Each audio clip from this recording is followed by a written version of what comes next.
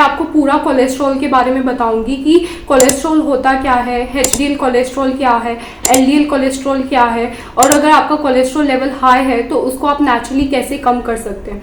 तो कोलेस्ट्रॉल एक तरह का फैट होता है जो कि आपको अपने खाने से मिलता है, और अगर आपको अपने खाने से कोलेस्ट्रॉल ना मिले तो जो आपका लिवर है, लिवर कोलेस्ट्रॉल को प्रोड्यूस करता है। एंड बहुत सारे लोग ये बोलते हैं कि कोलेस्ट्रॉल हमारी बॉडी के लिए अच्छा नहीं होता और हमें कोलेस्ट्रॉल रिच फूड नहीं खाना चाहिए। बट अगर आपकी बॉडी के लिए कोलेस्ट्रॉल उतना अच्छा नहीं होता तो आपका जो लिवर है उसको क्यों प्रोड्यूस कर रहा है? अगर आपका लिवर उसको प्रोड्यूस कर रहा है तो इसका मतलब ये है कि कोलेस्ट्रॉल हमारी बॉडी के लिए बहुत ज़्यादा इंपॉर्टेंट है। कोलेस्ट्रॉल आपके जो स्टीरॉयड हार्मोन है, जैसे आपका एस्ट्रोजन, प्रोजेस्टेरोन, टेस्टोस्टेरोन, उसको प्रोड्यूस करने में हेल्प करता है। अगर वो हार्मोन्स ना होते तो आपकी बॉडी में बहुत सारे हेल्थ इश्यूज आते। और जैसे हम सबको पता है कि विटामिन डी हमारे लिए कितना इंपॉर्टेंट है, और विटामिन डी हमें सनलाइट से मिलता है। बट जब सनलाइट आपकी स्किन पे टच करती है तो स्किन के अंदर कोलेस्ट्रॉल होता है, तो सनलाइट उस कोलेस्ट्रॉल को विटामिन डी में कन्वर्ट करती है। और अगर आपकी बॉडी में कोलेस्ट्रॉल नहीं होता तो विटामिन डी भी नहीं बन पाता, और उसकी वजह से भी आपको बहुत सारे हेल्थ इश्यूज आ सकते थे। एंड क्योंकि कोलेस्ट्रॉल एक तरह का फैट होता है, और अगर आप किसी फैट को पानी के अंदर डालोगे तो वो डिसॉल्व नहीं होगा फैट, तो वैसे ही आपकी बॉडी के अंदर होता है। जो कोलेस्ट्रॉल होता है वो ब्लड में डिसॉल्व नहीं हो पाता, क्योंकि वो डिसॉल्व नहीं होता तो वो इधर उधर ट्रैवल भी नहीं कर पाता। तो आपकी बॉडी क्या करती है, कोलेस्ट्रॉल को प्रोटीन के साथ जोड़ देती है ताकि वो ब्लड में डिसॉल्व हो सके और इधर उधर ट्रैवल कर सके। तो जैसे कोलेस्ट्रॉल होता है वो उसको हम बोलते हैं लिपिड, एंड प्रोटीन को प्रोटीन, और वो बन जाता है लाइपोप्रोटीन। एंड लाइपोप्रोटीन बहुत तरह के होते हैं, बट इस वीडियो में मैं आपको दो तरह के बारे में बताऊंगी। एक होता है एचडीएल, दूसरा होता है एलडीएल। जो एलडीएल है उसको हम बोलते हैं लो डेंसिटी लाइपोप्रोटीन।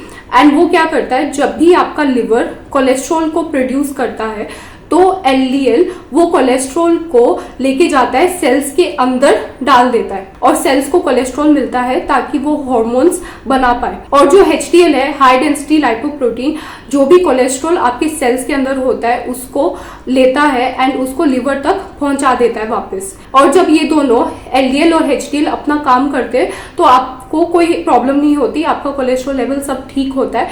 बट अगर आपका एचडीएल लेवल कम हो जाता है और एलडीएल लेवल बढ़ जाता है तो क्या होता है, जो कोलेस्ट्रॉल होता है वो सेल तक तो पहुंच जाता है, बट सेल्स से वो कोलेस्ट्रॉल लिवर तक नहीं पहुंच पाता, जिसकी वजह से क्या होता है, सेल्स के अंदर वो कोलेस्ट्रॉल बढ़ता रहता है और आगे जाके प्लैक फॉर्म हो सकता है। एंड क्योंकि प्लैक फॉर्म हो जाता है तो आगे जाके आपको हार्ट डिजीज, हार्ट अटैक के चांसेस बढ़ जाते हैं। एंड जब ये कोलेस्ट्रॉल लेवल बढ़ता है धीरे धीरे तो कुछ ऐसे साइंस एंड सिम्टम्स कुछ नहीं शो होता, वो क्वाइटली बढ़ता रहता है ओवर द ईयर्स। और जब भी आप ब्लड टेस्ट करवाते हैं तभी आपको पता लगता है कि आपका कोलेस्ट्रॉल लेवल हाई है।